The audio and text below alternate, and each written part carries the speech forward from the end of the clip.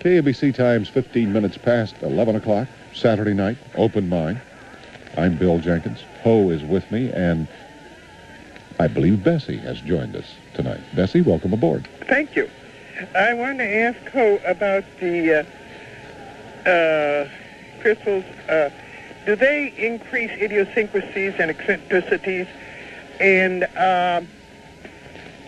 with diamonds, a person that's had the diamonds, their imprint, matrix imprint, is imprinted in the diamond, and that if you inherit it or wear somebody else's diamonds or something, it affects you and all that type of thing. Well, let's take that second question first and come back to the first one, which we may have to restate. But the thing about diamonds, all jewelry and all gems hold on to a certain amount of that person's energy. It's what we call the aura. And when you do something called psychometry, that's where you pick up something that belongs to someone else and you start to sense things about it. You're sensing from the energy imprint that's left behind. That's why we take all of our jewelry or if I were given rings, for example, I would do something to clear out the energy within them before I wear them. Because we have seen it happen that somebody might come in and might be very depressed and pick up a crystal and then put it down on the table. And someone else may come in and they're in a great mood and then pick it up and get a little depressed. And all it is they're sensing that other person's energy. It's not them, it's not the crystal. They're just sensing that energy that's behind it. By doing the light invocation into the crystal, we can get rid of that whole effect. Now, diamonds are based on carbon, and so we don't really see too many of either the ancient groups that use them for energy balancing or healing, or any of the other groups working with diamonds. What I always say is diamonds may be a girl's best friend, but quartz is definitely mankind's best friend. Now, the first question again was... that the crystals, if they will cause increase in eccentricities and idiosyncrasies in a person that's emotionally disturbed. And I like what you were saying about the emotional block. Yes. And also, wait a minute, there was one other thing. Well, let me answer that question, because that's an interesting question. It gets us into opals.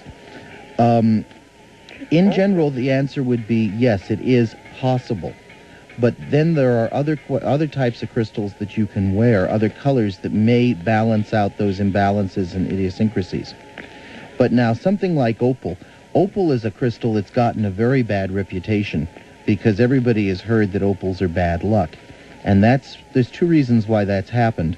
One is because it's very difficult for jewelers to set opal. Opal has a tendency to crack, and so jewelers would rather not work with it. So they're the first ones to tell you that it's bad luck and try and sell you something that's more expensive also. The other reason that that's happened is because opals seem to affect the emotions. And someone who is emotionally upset might put on a crystal that's an opal and get even more upset. We have certainly seen that happen with certain people.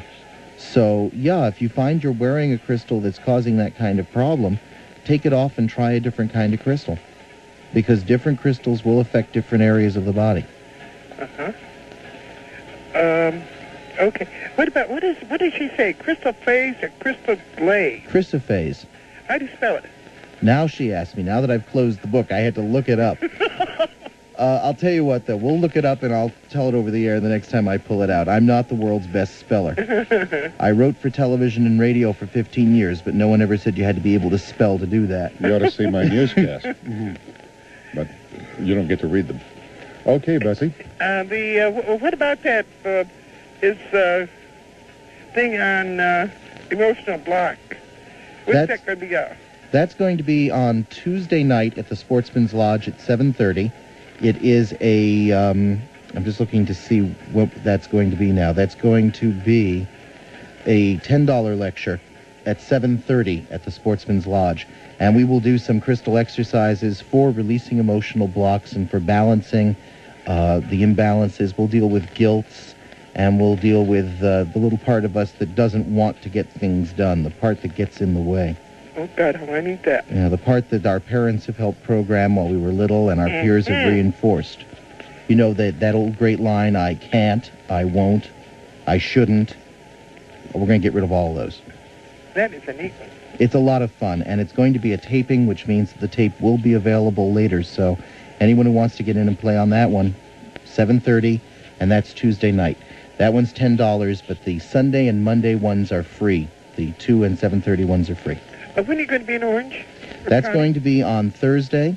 Thursday. And that's going to be a free, that's a $5 lecture on crystal basics.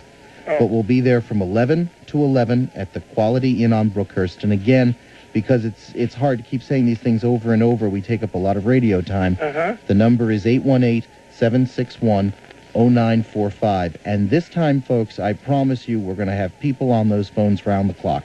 Okay. All right. So, All right. you can call over there and get all the information on where it's going to be. Thank you very much for Bessie for checking in with us on Open Mind with Ho tonight. I'm Bill Jenkins on Talk Radio 79.